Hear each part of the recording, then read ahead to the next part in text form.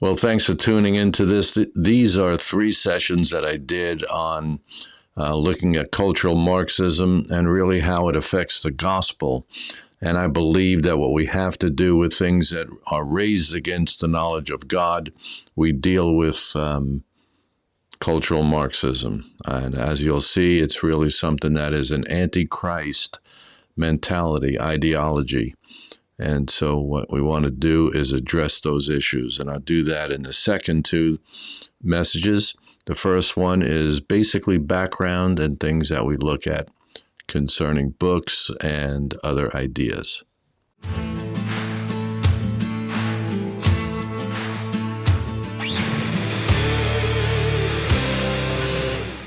Makes any sense. Okay, so what's our scriptural mandate? And I said this, and if you're not on my email list, please sign up for it. You can send me an email, and I'll put your email on the list. You can, and I'll give you emails, my email address later. I don't want to stop in the middle of here.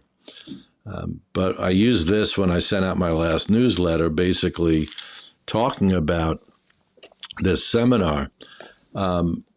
It says, this is from 2 Corinthians chapter 10. This is one of the verses or passages that the Lord used to really get me to focus in on what to do as an apologist. And it may have taken me a little bit of time to get there, but Paul wrote this. He said, "For though we walk in the flesh, we do not wage battle according to the flesh. For the weapons of our warfare are not of the flesh, but divinely powerful for the destruction of fortresses. We're destroying arguments and all arrogance raised against the knowledge of God, and we're taking every thought captive to the obedience of Christ." And on your screen, you see that that mountain kind of figure in the background. I used it. That's the Acrocorinth. And so what Paul is doing is he's writing this to Corinth, and my belief is that they know exactly what he's talking about when he's saying for the destruction of fortresses. Almost every major city in Corinth had a high point that they would build a fortress to withstand an enemy. So the town of Corinth is where the person who took this picture is standing. To take a picture of the Acrocorinth. So this is outside the city, but this is where people would go because it was fortified as a fortress, and they could withstand a siege, being everything they needed to withstand it would be in that fortress: water, food, shelter, and so on. But Paul is using it in an analogy form, metaphorically. He says that we can destroy those fortresses. And he says that those fortresses today are arguments and arrogance raised against the knowledge of God. And we have to recognize that what's going on with Marxism, and I hope I make that point today very clear, is an anti-gospel point. It's something that really attacks the gospel or the nature of God and the need for God in our lives. So that's what we want to do in looking at this. And what we're going to do, I mentioned this earlier, what we're going to do today is look at these 3 points. So what are the cultural issues? What are the arguments raised against the knowledge of God? Where'd they come from? I think is a very important point. And then how do we as Christians really respond to this? How do we deal with these things? And before I would leave it to you to think about, what's the Christian response to this? And when I say before, I think lately I've been dealing a lot more with the how-tos. And so any intellectual movement is defined by its fundamental philosophical premises. Those premises state what it takes to be real, what it means to be human, and what is valuable, and how knowledge is acquired. So that's really talking about worldview. This comes from Stephen Hick's book on explaining postmodernism. And any intellectual movement has metaphysics, a conception of human nature and values, and an epistemology. So the two big words there are metaphysics and epistemology. So postmodernism often bills itself as anti-philosophical. That's one of the things they say is very hard to define, by which it means that it rejects many traditional philosophical alternatives, yet any statement or activity, including the action of writing a postmodern account of anything, presupposes at least an implicit conception of reality and values. So in other words, anytime they try to make a comment about something, whether they're writing it or speaking it, tucked into that is their concept of reality and values. And so despite its official distaste for some versions of the abstract and the universal, the fixed and the precise, postmodernism offers a consistent framework of premises within which to situate our thoughts and actions. I said it was going to be a lot of stuff here, a lot of information. So metaphysics is the study of what actually is, what actually exists. That's what metaphysics asks the question, what is real? What actually exists? And epistemology is how we know what exists. So that's what we're dealing with. We're dealing with these background things. And that's why, for me, it's so important for people to understand when you're having conversations. We get frustrated if we don't understand these comments. So they're always part of our questioning. And when we're talking to somebody, we want to say something like, well, how do you know that? How do you know that there's no such thing as meaning? How do you not use meaning when you ask that question? That's one of the things that we have to do. So here's another explanation, again, from Stephen Hicks. He says, metaphysically, that is, looking at what actually is, postmodernism is anti-realist, holding that it is impossible to speak meaningfully about an independently existing reality. So in other words, he is, what Hicks is saying, I'm going to throw out names here, he's talking what Immanuel Kant talked about, that you can't know reality as it is. This is what Kant said. He said, you can't know reality as it is. You can only know it as you interpret it. So what he's saying, that everybody has a biased view of reality. Everybody sees reality from their own perspective, not from, you never get an exact representation of it. So, yeah, that's an important thing to remember. He says, postmodern substitutes instead a sociolinguistic constructionist account of reality, epistemologically having rejected the notion of an independently existing reality. I'm smiling because I'm thinking like, what is he saying? Postmodernism denies that reason or any other method is a means of acquiring objective knowledge of that reality. So basically, he's saying that all reality is a social construct, that humans create their own reality. Let me wax philosophically just for a little bit. I was just going to make a stupid joke, but I won't do it. So basically, you make your own reality. You define your own reality. Now transfer that, here's a little bit of an aside, transfer that to your own gender, your own sexuality. I can now create my own sexuality. And I forgot the last count of how many different genders people can identify with. It's over 70 that people can choose. Now would narrow that down to, a trans male, trans female gender, or someone who is non-binary, doesn't have either one. They don't know what they are. all these things. And that's where you're getting these ideas that you can create your own reality. There were two women. I should have written their names down. I did read their stories before this week when I was doing it. One of them was a white girl from the Northwest. I forgot if it was Washington State, who identified as a black girl. And I think that's the one that went viral when she was found out. She was posing as a black woman, and because she identified, but she was raised as in a white home. Her parents basically called her out.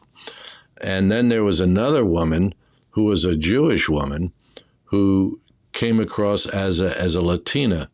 She identified as a Latin girl, a Latin woman, and yet once again, her parents turned her out, I believe it was.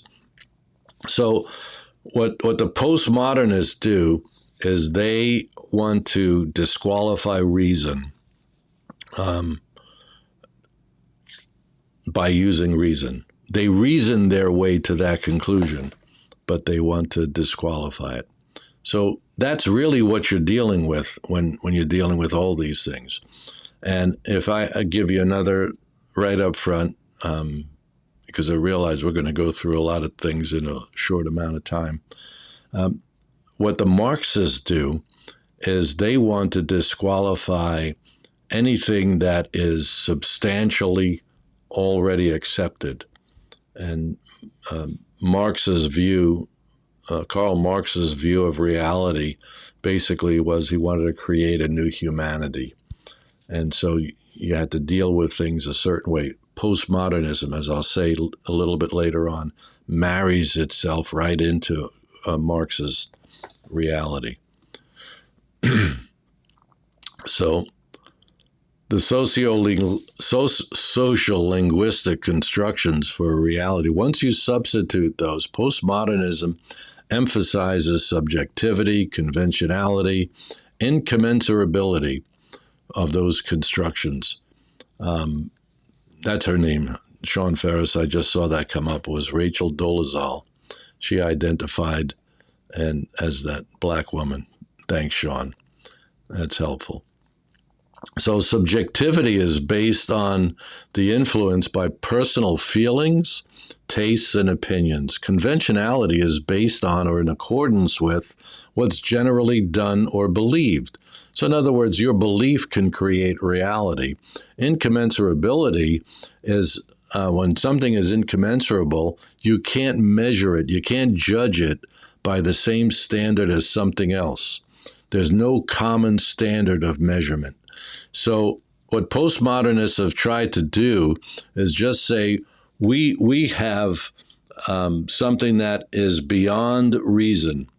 So, but it's not God. It's not something spiritual. It's just something that is transcendent. Our beliefs are transcendent in that they are incommensurable. Well, there's only one incommensurable, and that's God. But they try to do this. So their accounts of human nature are consistently collectivist. In other words, we are not individuals, but a group.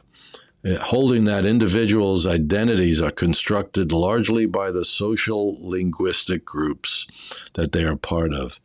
So those groups are radically, they vary radically across different sex, race, ethnicity, and wealth, so on. And they go on to say that Stephen Hicks says this. He says, postmodern accounts of human nature also consistently emphasize relations of conflict between those groups and de-emphasize or eliminate the role of reason. Postmodern accounts hold that those conflicts are resolved primarily by the use of force, whether masked or naked. Now, Marxism, Karl Marx dealt with what he called the bourgeoisie and the proletariat. And the bourgeoisie were the oppressors of the proletariat. If you were going to be oversimplified, you would say the rich and the poor, the powerful and the weak. And basically that concept, if you can hold on to that concept, that's what gets transferred into everything that's going on in American culture, especially in the Black Lives Matter movement, whether that is still a movement or not. But the Black Lives Matter movement basically sees that white is the oppressor. Anything other than white, except maybe Asian. Asian may kind of bleed between both, depending on which Asian they are dealing with, Asian nationality or ethnicity they're dealing with. But white people are the oppressed, and everybody else is, the white people is the oppressor, everything else is the oppressed. And you'll see how that comes about, and that I'm getting way ahead of myself here. If you are a white person, you are bound to that oppressor mentality. You can't be anything else but a supremacist, and there's no hope for your redemption. There's nothing you can do. Did you make the idea right there? Number one, that's perhaps one of the first things that is an offense to the nature of God, who is a redeemer, and that what they're saying is that there is no redemption, there is no change for a white person. You have to learn how to be less white, if that's even a possibility. Coca-Cola thought so. They basically brought that. Okay, so the use of force in turn leads to relations of dominance, submission, oppression. Finally, postmodern themes in ethics and politics are characterized by identification and sympathy for the groups perceived to be oppressed in the conflicts, and a willingness to enter the fray on their belief. That's from Explaining Postmodernism. I'm going to read that again. The use of force in turn leads to relations of dominance, submission, and oppression. Finally, postmodern themes in ethics and politics are characterized by an identification with and sympathy for groups perceived to be oppressed in the conflicts and a willingness to enter the fray on their behalf. Now, we're going to deal with Marxism, cultural Marxism, but you see how this really Marxism just grabs this. I don't think Karl Marx knew what a postmodern was. Yet he had ideas that you had to destroy the status quo in order to impose his beliefs or his ideology onto culture. And postmodernism basically fits right into that. So this one says, so postmodernism denies reality and creates its own reality based on feelings and or opinions. It denies individuality and determines postmodernism can't be measured against anything in essence or anything else. In essence, postmodernism rejects modernism. And just got to take a minute to talk about what modernism is.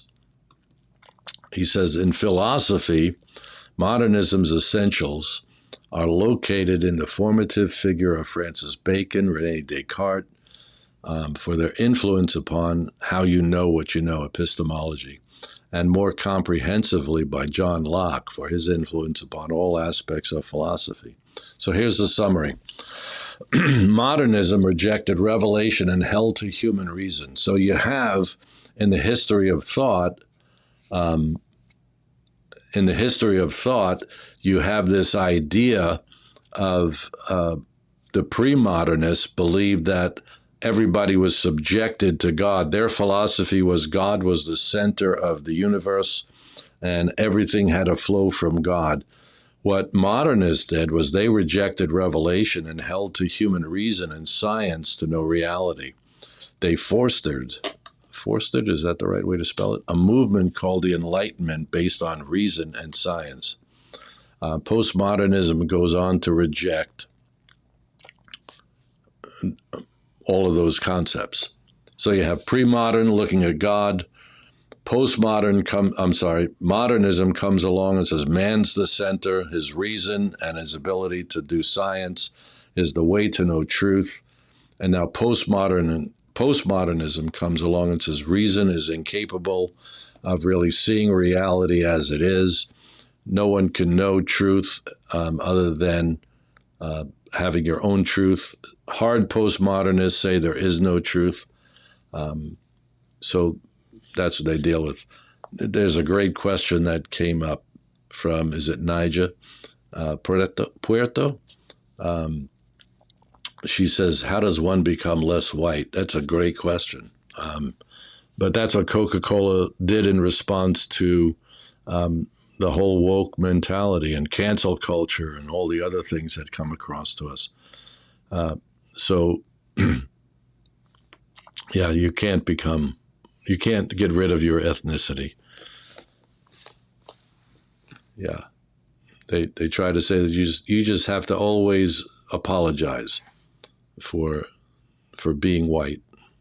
And that's, sorry, I'm trying not to be culturally just, but just look at this and understand how this is an offense to the gospel. But this is what they're teaching kids in the lower grade school levels. This is what happened during COVID. Parents began to look and see what their teachers were being taught, what their children were being taught, what teachers were teaching, and they weren't teaching reading, writing, and arithmetic, or geography, or history. They were being taught that there are oppressors in our culture, that are their entity, their ethnicity is really what makes them oppressors, and everybody else is the oppressed. And so how do you make these two things work? Getting ahead of ourselves. Okay. Postmodern thinkers reject the entire Enlightenment project. It holds that the modernist premises of the Enlightenment were untenable from the beginning and that their cultural manifestations have now reached their lowest point. Basically, in history, modernism was strong through the 17th century all the way up to the beginning of the 20th century. And it was World War I that led to the rise of postmodernism and the demise of modernism. Now, I've taught before on these two ideologies and show that the postmodern ideology and modern ideology are overlapping. We haven't moved completely out of modernism. We're trying to send people to the moon. We're not going to do that based on feelings and opinions. They're going to have to use some very carefully constructed science, logic, mathematics to get a rocket ship from planet Earth to the moon. We're still scientifically and even biologically looking at how to control disease or how to have an antidote to disease. We're not doing that by feelings or flipping a coin or thinking that what's my opinion on this. So there's an overlap, and I think we've got to realize that there'll always be, at least for the time being, an overlap between the soft sciences like sociology, psychology, even history, how we interpret history, what the nature of historiography is, how do we determine what's true in history. Those things are very important for us to understand. And so we want to be able to get rid of postmodernism. We want to show that reason still works. And as Christians, we have another thing to do, and that is to show that God is the only dependable source of knowledge. The scripture is what is true and infallible. We'll get into that a little bit more. Okay, so these are the terms that everybody is familiar with. The whole thing of woke or wokeness, social justice, Black Lives Matter, critical race theory, queer theory, transgenderism, colonialism, white supremacists, cancel culture, and diversity, equity, and inclusion. Though I think the DEI has risen to the whole educational system, but also I had education, government, and corporations that DEI has infiltrated all of it, not just the educational system, but and not just the government, because we have so many government bureaucracies, depending on who the president is, that will incorporate diversity, equity, and inclusion. And basically, there's interpretations of each one of those ideas, what we mean by diversity, what we mean by equity, and what we mean by inclusion. Pardon me. Those things are part of our culture now. And even in the corporate world, as I mentioned, it was back in 2007 or so that Coca-Cola, headquartered in Atlanta, Georgia, basically got their corporation together, their leaders together, and talked about white supremacy, and had to basically, I mentioned before, what they were taught in essence was how to be less white. You can look all this stuff up on the internet; it's all available for you on the internet. But basically, that's what they talk about in sensitivity, and what I'll show you is that critical theory is really what Marxists talked about. Critical theory has a definition. So, how does postmodernism fit? It sides with Marxism, and Marxism basically picks it up. And you understand that that critical theory are just two words. I'll show you that if you put a blank between those two words, you can put any other word you want in there. So Marxism is atheistic, and that it wants to create a new human. This is what we're trying to do. This is the result of what we call wokeism.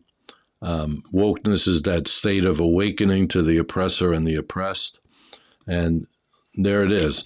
You can put any word you want between critical and theory. So you could have critical race theory, you could have critical queer theory, you could have critical feminist theory, you could have critical trans theory. You can put any word in there. And yeah. So yeah, some of the comments, yeah, you're right there. You can't be born with an oppressor's mindset. That has to be something that you learn, something that you're taught. And in white fragility, I think Robin DiAngelo would say that that's the problem with white people, is that we inherently fall into that category. And yeah, that's what the argument tries to tell us. So in the case of the Western civilization, the white male is the oppressor. And what they say is that whiteness is an incurable and irredeemable condition.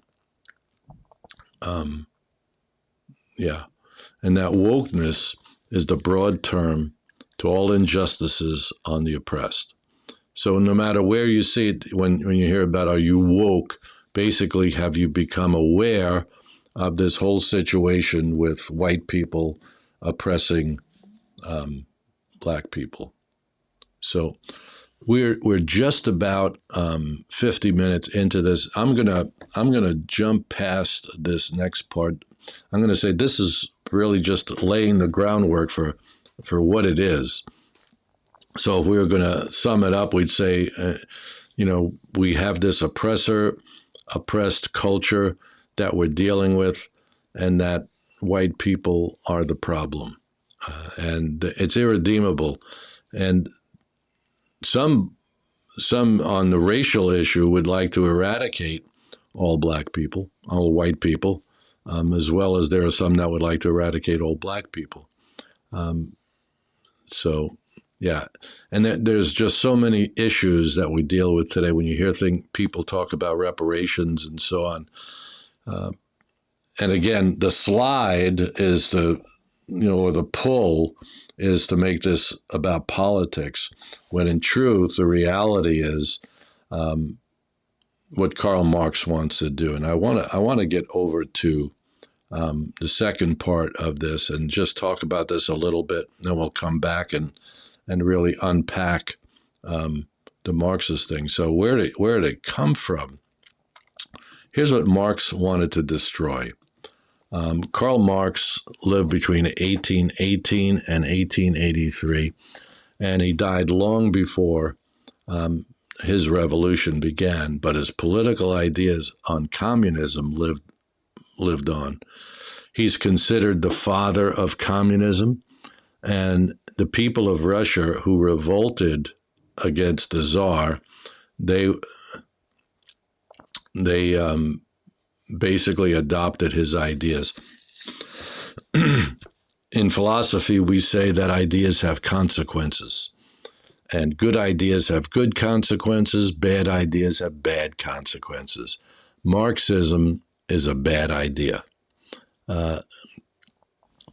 He set the rules for the engagement of Marxism, and basically, here's what he said had to be dissolved in order for his ideology to come about. Now, Marx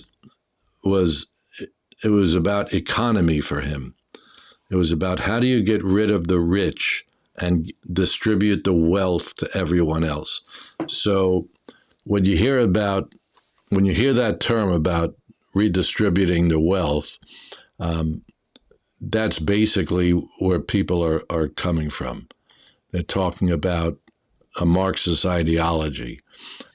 We see looters breaking into box stores or department stores or jewelry stores and looting, robbing, stealing. And in their mind, they're not doing any of those things because they believe that wealth was gained by their oppression, and they deserve to share in the wealth of the people who have worked and traded for that. Okay, so here's what Marx said had to be destroyed: the family. Now you tell me where you see these things fit. Marx believed that the family had to be destroyed, that the family stood in the way of his ideology. He also believed that the idea of being an individual and having certain rights as an individual had to be eradicated, that we had to become groups. We had to be people that were identified with groups. And I don't think that's wrong in itself if you don't destroy the individuality. It's only when you destroy what it means to be an individual that I'm a free agent and I can respond to things. So family, gay marriage, transition, people transitioning from male to female, redefinition, which is what you can do under postmodernism. There are no fixed things in life. And, people say that gender is assigned at birth, and they try to dissect sex from gender and say that you can have, it's because of the way we raise a child, because we assign a gender to them, or even assign their sex, is what they would say if you push come to shove. Now, the third thing I think is the one that should get our backs up, and that is he wanted to destroy all eternal truths. I wonder what he was talking about here. He wanted to get rid of religion. He wanted to get rid of any belief in God. This is what his concept basically did. So you have to get away with eternal truths. One of the eternal truths is that truth exists. So postmodernism jumps right into that and sees that when you destroy the idea of truth, that there's no such thing as truth, or the softer side says that you have your truth, I have my truth, you're really playing into a Marxist mentality, that there is no fix, there's nothing strong there. So we can get rid of that thing. Nations was number 4. we had to get rid of the boundaries between nations. Anybody think about what's going on in our country today? We're seeing both our northern and southern borders just being taken away, where people can cross. Well, the part of that is just realizing, you hear people say it all the time, if we don't have borders, we're not a nation. Well, yeah, we're dealing with these things, and it's become pervasive. That this is something that we're trying to deal with. Marxist, there's no Marxist nation that has a belief in God. If they let churches exist, it's only what they allow. So you can only believe what they say you believe. But what we understand is that the truth of the reality is that the church goes underground. And that's what the woman who wrote the book on bearing sheep's clothing, or under sheep's clothing, I forgot the name of the book already, but that's what she found out in Russia. That's how the church survived. So the family, individuality, eternal truths, nations, and this last one is really what I think is important, is the past. Everybody who studies Marxism and goes back to the roots of Marxism, you realize that this is one of the things that they deal with all the time. Why are we destroying statues? We start with the premise that, statues of Southern generals or personalities is an offense to Black people. And so instead of understanding the history of how we got here, because there were people who endorsed slavery, putting people of color, especially blacks, as slaves to whites, was part of our national history, and a very negative part of our natural history. But we've never gone further than that, but we want to destroy that. So they destroy anybody who had slaves, whether it was George Washington, Thomas Jefferson, who was the person who wrote the Declaration of Independence, and they would say hypocrisy. You know the story. You hear it in the news all the time. But then you tear down Abraham Lincoln, who, growing up, Abraham Lincoln freed the slaves. But, there's all these controversies. And this is, again, trying to destroy the past, because what Marx wanted to do was create a new humanity. And I'm just at the 10 o'clock mark. And so what I want to do is just take a break right now. Okay, if we could do that, and I'll put a timer up in a minute, and we'll be back in 15 minutes. That'll be enough time. Usually I say 10 minutes, but it always spreads to 15. Please be back. I'm going to start in 15 minutes and go on from there. And if you have some questions, please put them up on the board. There were some that came up during this, and I think I answered them. And I see that there's been a bunch of running comments on this, what we're talking about already. Hopefully you'll see in the second part, as I start to unpack Karl Marx, you'll see that who he influenced and how they have really influenced, or not even influenced, have really left their mark on our culture, and basically how that is really the offense to the gospel. I feel like I keep on trying to present this, and when you talk about these things, you want the pull toward politics. And the United States and the Constitution just seem to be always what comes up. These are offenses to the gospel. These are offenses to natural law, which is where I think the battle has to be fought in the reasonable way. I think there's a spiritual battle that goes on, but you also have to understand some things about natural law. Okay, so back to 15 minutes. I'm going to put a timer up, and we'll deal with that. as we do this. So this is the end of part 1, and stay tuned for part 2.